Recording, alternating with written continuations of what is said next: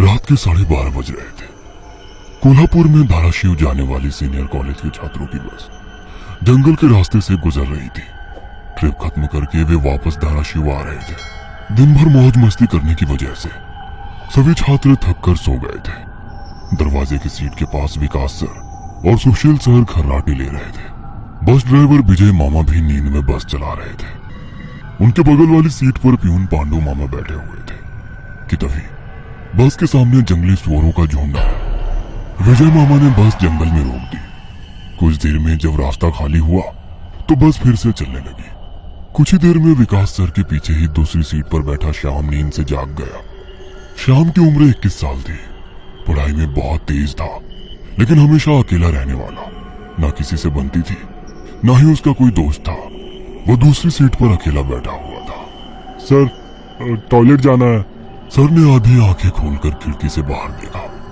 बस अभी भी जंगल में ही थे।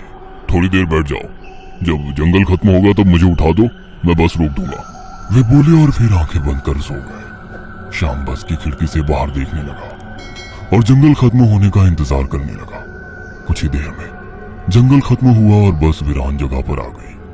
उसने विकास सर को जगा दिया और उन्होंने ड्राइवर से बस को रोकने के लिए कहा। जैसे ही बस रुकी, विकास सर बोले, किसी को टॉयलेट होना है तो अभी उतर जाओ, वरना बस सीधे धाराशिव जाकर ही रुकेगी। आवाज सुनकर पिछली सीट पर बैठा श्रीकांत नींद से जाग गया।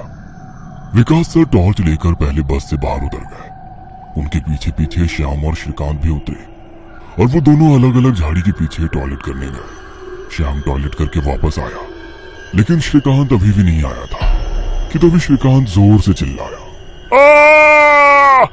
उसकी आवाज सुनकर विकास सर और श्याम उसकी ओर भागे, लेकिन तभी श्रीकांत झाड़ी से बाहर आया। क्या हुआ, क्यों चिल्लाए थे? कुछ नहीं सर, चप्पल से होकर कांटा पैर में चुभा। उसकी आवाज सुनकर ड्राइवर और प्यून भी नीचे उतरे थे। वो सब बस में वापस चढ़ने ही वाले थे कि तभी एक बाइक बस के सामने आकर रुक गई। अरे भाई साहब, यहाँ के नहीं हो क्या आप? क्या आपको पता नहीं कि इस रास्ते पर लोगों को हमेशा चकवा लगता है? बाइक चलाने वाला बोला। चकवा नाम सुनकर विकास सर बोले, हाँ पता है, हम बस निकल ही रहे हैं। और वो सब बस में बैठ गए। सर, वो आदमी किस चकवे के बारे में बात कर रहा था? प्यून ने अगली सीट से ही मुड़कर विकास सर से पूछा। हिंदी में चकवा मतलब छलावा, छलावा मतलब भूत। कहते हैं जो लोग रात में सफर करते हुए मरते हैं, उनकी आत्मा छलावा बन जाती है। छलावा रात को सफर करते हुए यात्रियों को पकड़ लेता है और उन्हें अपने गंतव्य स्थल तक पहुंचने ही नहीं देता। वो बस उन्हें उसी जगह पर घुमाते रहता है।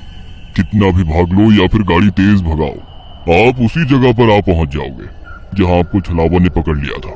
या फिर वो लोग रास्ते से भटक जाएंगे और उस जगह पहुंच जाएंगे जहां पर छलावा उन्हें ले जाना चाहता है, विकास सर ने बताया। इसके बाद ड्राइवर बोला, और यात्री रात भर उसी जगह पर बार बार घूमते हैं। वो तब तक रास्ता भटकते हैं जब तक सूरज ना उगे। जैसे ही सूरज उगता है, उनकी ताकत कम हो जाती है।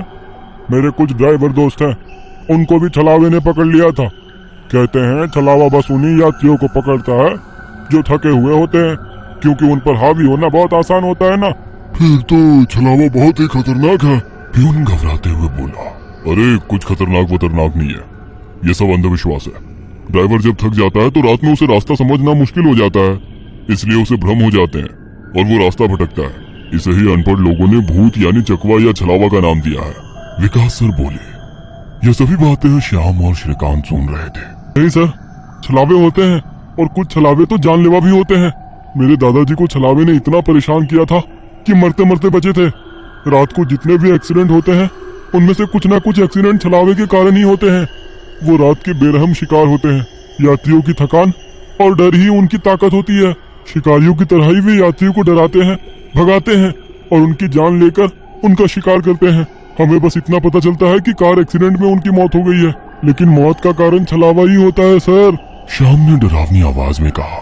सर, इस का कुछ मत सुनो, इसकी बुआ राइटर है, उन्हीं से सुनी होंगी ये बातें। और राइटर लोगों का तो काम ही होता है बातें बनाना, उसी से तो उनका घर चलता है। पिछली सीट पर बैठे श्रीकांत ने कहा। श्रीकांत, चुप हो जाओ और सो जाओ, उन्होंने डांटते हुए कहा। और उसके बाद सभी लोगों ने आंखें बंद कर ली और सो गए। कुछ समय बीता। श्याम अभी भी जाग रहा था और खिड़की से बाहर देख रहा था। बस किसी जंगल के बीचों बीच से गुजर रही थी कि तभी उसने देखा कि रास्ते के किनारे एक बंद पड़ी चाय की टपरी है। लेकिन ये चाय की टपरी तो मैंने पीछे भी पहले वाले जंगल में देखी थी। वो मन ही मन बोला और खिड़की के बाहर देखने लगा। तब उसे पता चला कि वो तो वही जंगल है जो वीरान जगह से पहले आया था। वह भागते हुए ड्राइवर के पास गया। विजय मामा नींद में बस चला रहे थे। बीच बीच में आंखें झपका रहे थे। विजय मामा, बस कौन से जंगल में है? होगी किसी जंगल में। रास्ते में जंगल कम है क्या? नहीं मामा, हम वापस उसी जंगल में पहुंच गए हैं जहां पर बस के सामने जंगली सुअर आ गए थे। नहीं बेटा, तुम्हें कुछ तो गलतफहमी हो रही है। वो जंगल तो कब का पीछे छूट गया है ना। उनकी बहस सुनकर विकास सर नींद से जाग गए। क्या हुआ श्याम? सर, हमें छलावा लग चुका है। उसने हमें पकड़ लिया है क्योंकि बस वापस उसी जंगल में आई है जहां से पहले गुजरी थी। लेकिन विकास सर भी ड्राइवर की तरह उस पर विश्वास नहीं कर रहे थे। सर, अगर आपको मेरी बात पर यकीन नहीं हो रहा है तो बाहर देखो। अभी कुछ देर रास्ते के किनारे एक ट्रक दिखाई देगा जो एक्सीडेंट में पलटी हो चुका है। और कुछ ही देर में रास्ते के किनारे सभी को पलटी हुई ट्रक दिखाई दी। ये देखकर सभी हैरान हो गए थे। ड्राइवर ने भी मान लिया कि श्याम सच बोल रहा है कि तभी जंगल खत्म हो गया और बस वही सुनसान वीरान जगह पर पहुंच गई जहां पर वो कुछ देर पहले टॉयलेट करने के लिए रोक दी गई थी।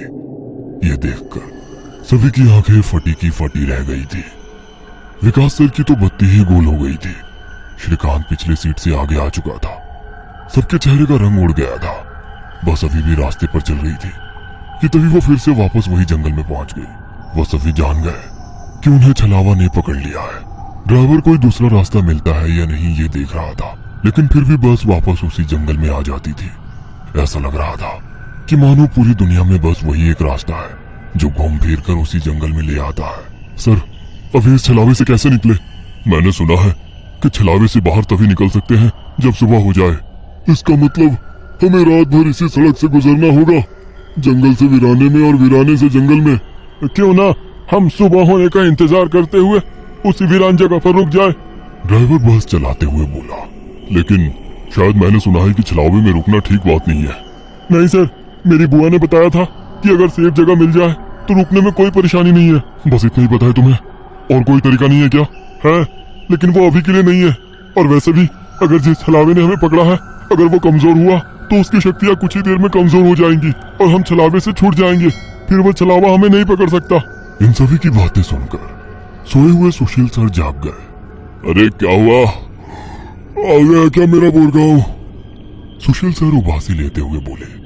तभी सभी ने उन्हें घटी हुई घटना बता दी। ये सुनकर सुशील सर के तो मानो होश ही उड़ गए। लेकिन तभी ड्राइवर जोर से चिल्लाया, सर, आगे एक गांव आया है। ये सुनकर सभी लोग ड्राइवर की तरफ भागे। तब उन्हें रास्ते के किनारे एक बोर्ड दिखाई दिया जिस पर लिखा था, बोरगांव में आपका स्वागत है। ये देख सुशील सर जोर से चिल्लाए, ये तो मेरा गांव है, लेकिन हम यहाँ इतने जल्दी कैसे पहुँचे? हमें तो कोल्हापुर से निकले मुश्किल से 2 घंटे हो गए हैं और मेरा गांव कोल्हापुर से 6-7 घंटे की दूरी पर है।